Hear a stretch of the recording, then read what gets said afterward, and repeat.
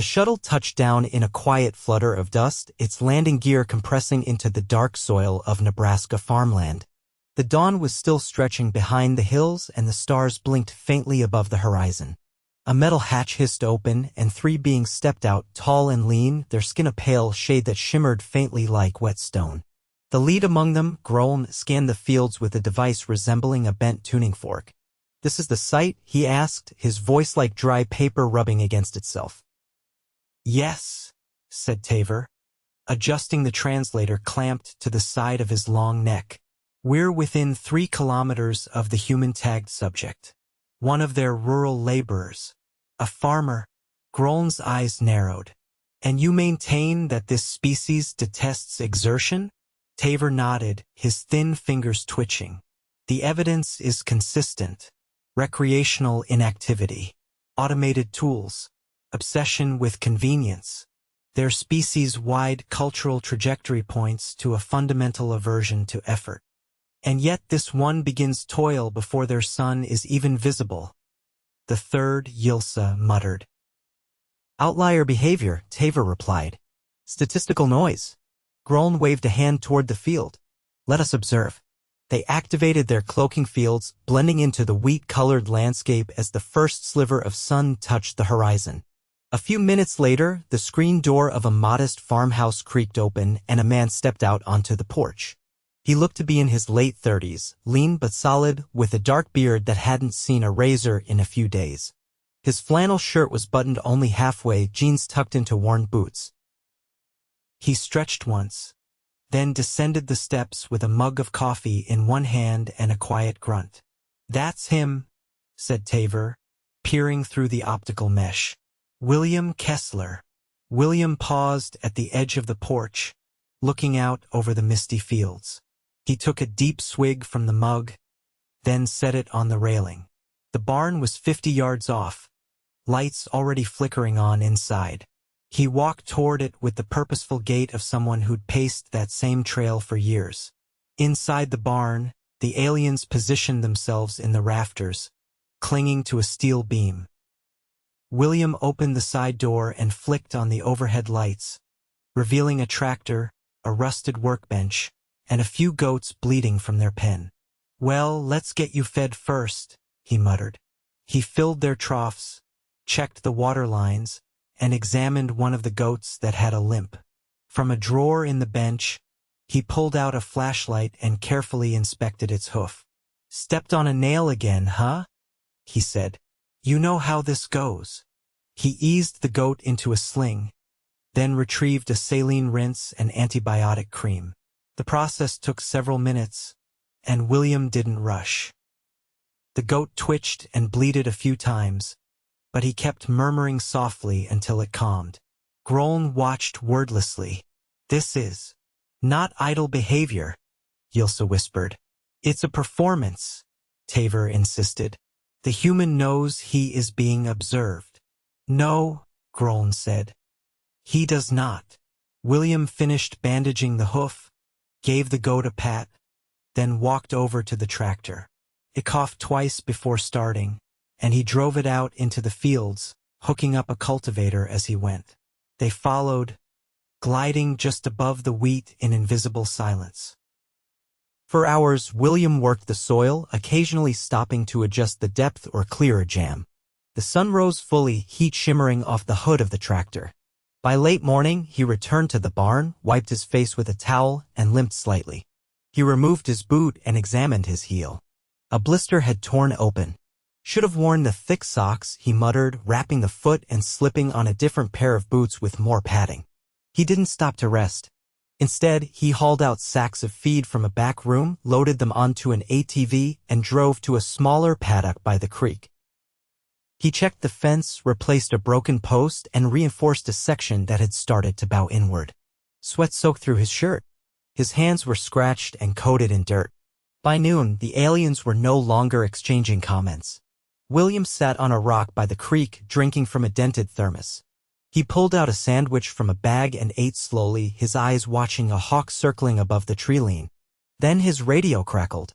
"Will, it's Rachel. You copy?" He pressed the button. "Yeah, go ahead. You see the southern gate?" The cows are pushing against it again. I'll head there now. He stood, wincing slightly as he put weight on the blistered foot, then climbed back onto the ATV and sped toward the southern pasture. The aliens trailed him, silent. By the time he arrived, 2 of the metal gateposts had buckled. The cows had pushed through and were grazing near the ditch. William didn't shout or panic. He circled around slowly, arms out, coaxing them back through the gap. Took 20 minutes, but he got them in. Then he dragged a fresh post from the shed, dug a new hole with a manual auger, and reset the gate. His hands were shaking by the time he finished. Back at the house, Rachel met him on the porch. She looked to be in her early 30s, auburn hair tied back, jeans streaked with sawdust. "You didn't have to fix that gate alone," she said. "It needed done," William replied. "You were working on the coop." She handed him a bottle of water. "You should sit. You're limping." "It's fine." "It's not." He sighed, then sat heavily on the steps, breathing deep. Rachel crouched beside him and removed the boot. The bandage was soaked through. "Will, that looks worse than this morning." "I'll clean it later," he said. "I've still got to check the backfield." Rachel stood. "I'll do it. You've been hauling lumber all day." "So? You've been limping around like a mule with a nail in its hoof." He looked up at her, then nodded slowly. "All right, but take the rifle. I saw a coyote this morning." She disappeared into the house, and William leaned back against the porch rail, eyes half closed. From the woods, groan knelt. "This contradicts everything." Taver looked pale. "He is injured." He continues. "For what? There are machines for this." Yilsa pointed toward the barn. "Yet he drives them himself. Repairs them. Feeds his animals. Trains his partner." "Not trains," Groan said. "Coexists." At dusk, William limped back into the barn to check on the goat. He whistled softly, changed the dressing, and refilled the feeder. His shirt stuck to his back. Scrapes lined his arms. He smelled of grease, dust, and animal feed. He sank onto a stool, massaging his shoulder. A soft sound drew his attention. From the back of the barn, a small head peeked out. A boy, no older than 6, with tousled brown hair and a dinosaur pajama top. "Hey, Nathan," William said. "You're supposed to be in bed." "I heard you come in," Nathan said. "Is the goat better?" "She's doing all right." Nathan tiptoed over and leaned against his father's leg. "Mom said you got hurt." "Just a blister. Nothing serious." Nathan looked at the bandage. "You should rest. Maybe after I tuck you in." They walked back toward the house, Nathan holding his father's hand. In the forest, Groan sat still for a long time. "This is not performative," he said. "No," Yilsa agreed. "This is their life." Taver didn't speak for a while. "Then the data is flawed." "The data was incomplete," Groan said. "We assumed preference over necessity. We never asked why." "Why what?" Groan stood. "Why a species would choose hardship, given the option to avoid it." The sun dipped low, bathing the fields in amber. William sat on the porch again after Nathan was asleep, his foot propped on a second chair. Rachel brought him a cup of coffee and sat beside him without a word. They watched the stars emerge, one by one. Groan issued a brief command in his native tongue. "Begin extended observation. We remain until we understand." The others nodded, and in the quiet of the Nebraska night, the aliens watched the farmer sleep, the fields resting under moonlight, waiting for the next dawn. By the 3rd day, the aliens had stopped taking notes.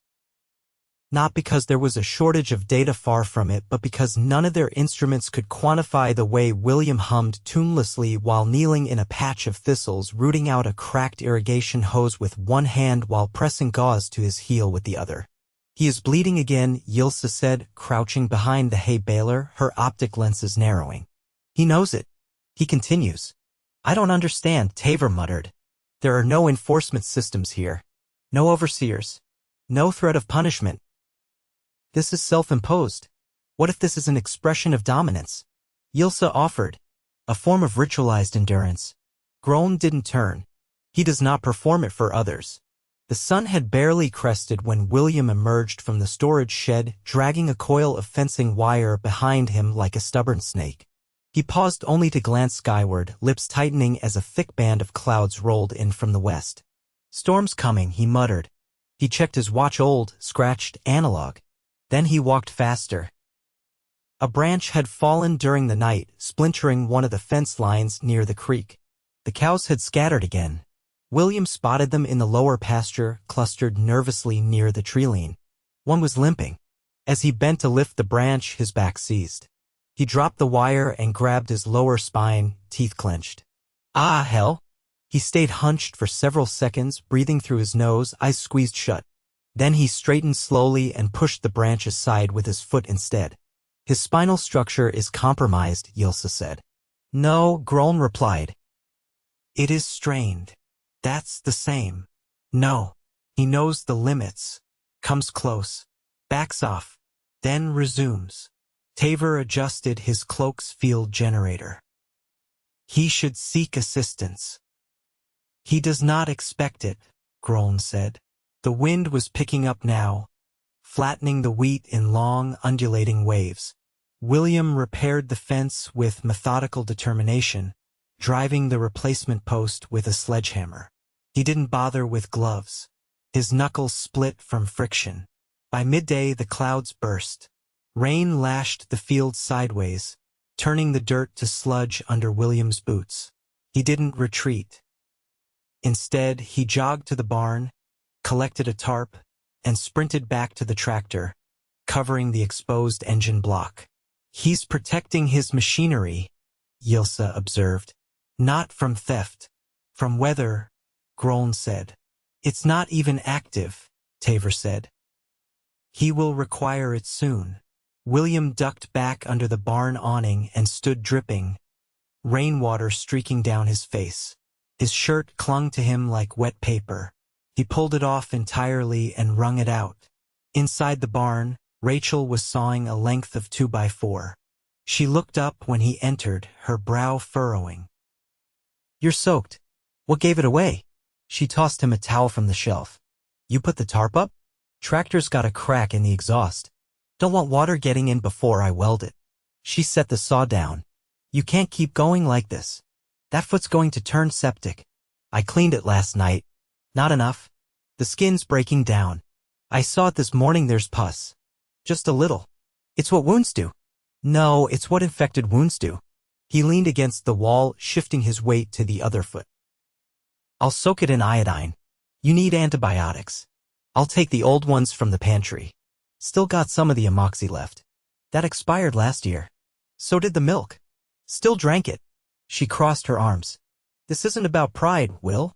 You're pushing too hard." He didn't answer. The rain thudded louder on the tin roof. "I need it all shored up before next weekend," he said eventually. "The co-op's doing the inspection Tuesday. If the fence is still down or the irrigation's clogged, we lose the subsidy. I can help. You already are. I mean with the rest. The fields, the welding, even the no." His voice was calm, but final. "You've got the baby coming. I'm not putting more on you." She stared at him for a long moment, then reached for the saw again.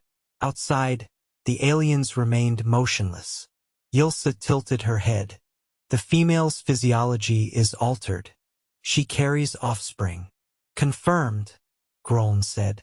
Taver sat back on his haunches. "So the male increases output to shield the pregnant mate. That is biologically consistent. But the methods are flawed," Yilsa said. "He is damaging himself.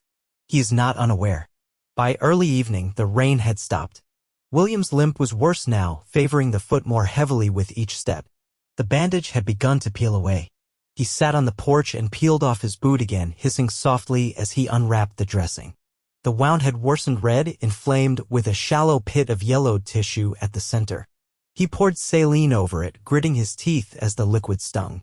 Then he took a clean knife from the porch drawer and scraped away the dead skin. "No anesthesia," Yilsa said softly. Groen watched, unblinking.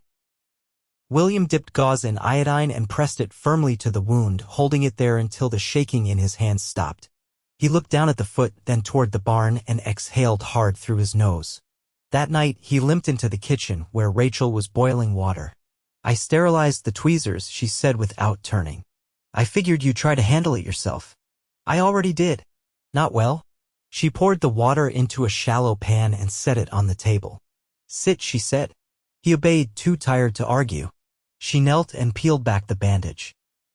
Her face gave nothing away, but she cleaned the wound again, applied ointment, and wrapped it in fresh gauze. "You need to stay off it tomorrow." "I'll use the ATV." "That's not off it. That's slightly less on it." He reached out and took her hand. "Thank you." "You're welcome. Now stop trying to die." In the woods, Groan stood. "We have seen endurance before," he said. "We have documented it in species that survive in molten lakes and vacuum pockets. But this is elective," Yilsa finished. Taver spoke slowly. "And not for glory or reward." "No," Groan said. "For continuation." They fell silent. The following morning, William rose later than usual. The foot had swollen overnight. He hobbled to the porch and sat with the thermos in his lap, watching the fog rise off the fields. Rachel opened the door behind him. "You're not moving like someone going out." "I'm not. Just watching." She sat beside him, their knees brushing. "I called your brother," she said. He frowned. "He's coming up tomorrow, just for 2 days. He can help with the fencing." "I didn't ask for that." "I know." He didn't argue further. From their perch in the trees, the aliens recalibrated their assumptions. "This species," Taver said slowly, "is not optimized for efficiency." "No," Groan said, "but it is optimized for persistence." Yilsa watched as William leaned his head against Rachel's shoulder, eyes closed for just a moment. "There is no metric for this," she said. "There doesn't need to be," Groan replied. "We are not here to measure. We are here to understand." And as the sky brightened over the battered fields, the three observers remained in place, no longer hidden by protocol, but by reverence. The wind had shifted by the following afternoon, dry and sharp, carrying the smell of cedar and tilled earth. William stood barefoot in the kitchen, one foot resting on a folded towel, the other planted stiffly as he stirred a pot of beans. His brother, Hank, sat at the table, chewing on a toothpick and eyeing the bandage with thinly veiled disapproval. "That thing looks worse than the time you chased a turkey through a barbed wire fence," Hank said. William didn't look up. "That turkey had it coming. It also had a 6-foot wingspan and a grudge. You want lunch or a story? I'm just saying, you're not limping anymore. You're hobbling like a busted tripod." William took the pot off the burner and carried it to the table with the kind of careful balance that comes from knowing your own limits and ignoring them anyway. Hank nodded at the chair. "You sit. I'll serve. I'm not crippled." "No, you're just halfway there and too ornery to ask for help." William sat, mostly because his calf had started cramping again. "You get the eastern fence line finished?" "Yup. Fixed the latch too. You've been tying it with baling twine like it's a barn door in 1932. It held. It squeaked like a dying squirrel every time the wind kicked up." William muttered something into his cup. Outside, the aliens had repositioned. Groan now stood under the porch, cloaked but utterly still, eyes locked on the humans. Taver and Yilsa had shifted to the roof, their knees bent at angles no human could manage, observing without comment. Inside the house, Rachel descended the stairs with a plastic laundry basket under one arm and a phone pressed between shoulder and ear. "I'm telling you, the field's draining better now," she said. "It's not the soil, it's the pitch." "Yeah. No, we fixed the channel last fall. Look, if the co-op sends someone who knows the difference between clay and cow spit, we'll pass. I've got the receipts ready." She passed through the kitchen, gave them both a look that clearly said, "Don't burn anything," and disappeared out the back door. Hank raised an eyebrow. "She's sharper than you.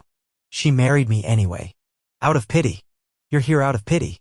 "I'm here because your goats broke my fence last spring and I still haven't forgiven you." They ate in silence for a while, the only sound the occasional creak of the windmill outside. Eventually, Hank leaned back and tapped his fork against the table. "So, are you gonna let me take you into town for a doctor?" "No, you're not healing right. That foot needs more than antiseptic and stubbornness."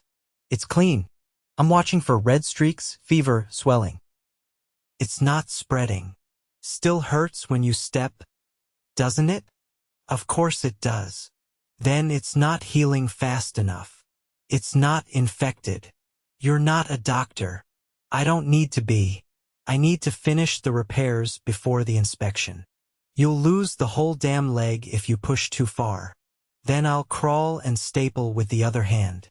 Taver shifted on the roof, antennae twitching faintly. Yilsa tilted her head. The sibling attempts logic. The injured one resists. He calculates risk differently, Groen said. He knows the consequence. Then why continue? He believes the risk of failure outweighs pain. Taver blinked. But the pain is significant. He limps, he winces, he shows signs of systemic strain. It is not enough to stop him. Later that evening, William sat on the porch alone while Rachel checked the nursery supplies in the back room.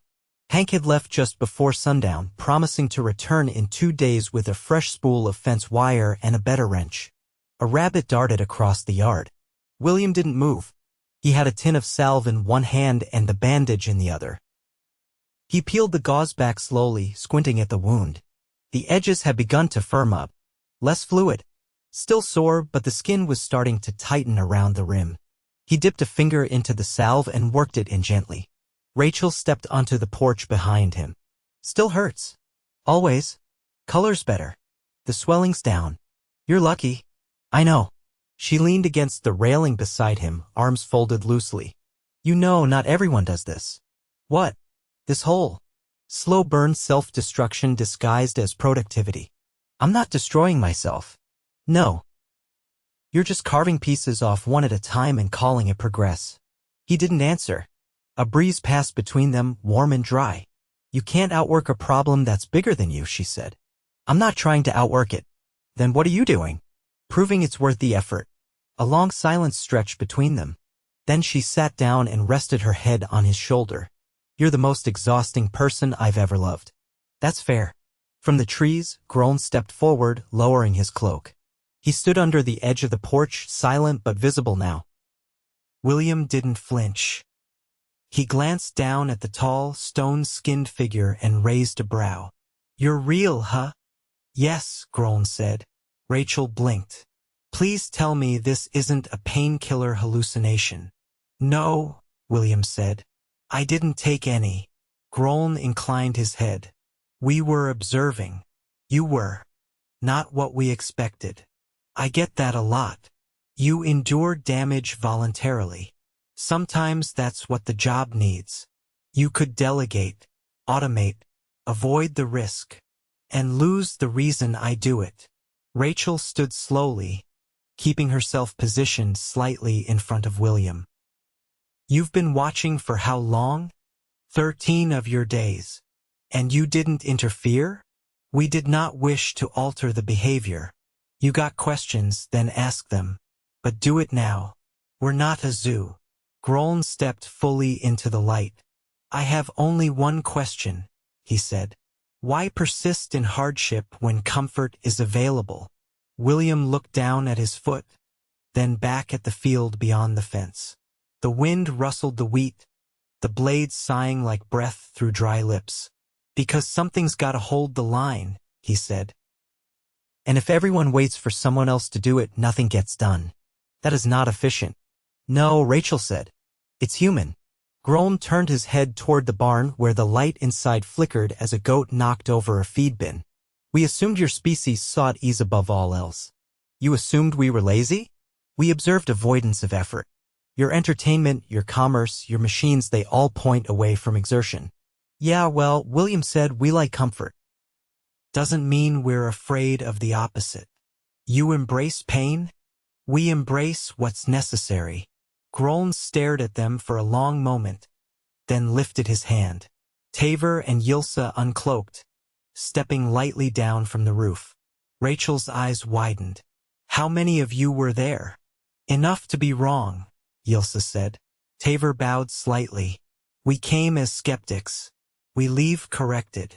William sat back against the porch column. Glad I could be educational. Yilsa stepped closer, her gaze locked on the field. You do not conquer your environment. You endure it. Not always gracefully, Rachel said. Grace doesn't grow crops, William added. The three aliens stood quietly for a moment more, then activated their field generators again. A faint shimmer passed over their bodies and they were gone. Rachel exhaled slowly. Well, that was something. William rubbed his eyes. You think they'll go tell the galaxy we're all stubborn idiots? With any luck, she said, they'll realize we're just trying to make it work. He reached down and gently adjusted the bandage one last time. Then maybe it'll make sense to someone. And with that, the porch fell quiet again, the wheat bowing gently in the wind as the stars blinked on above the roof, silent but watching.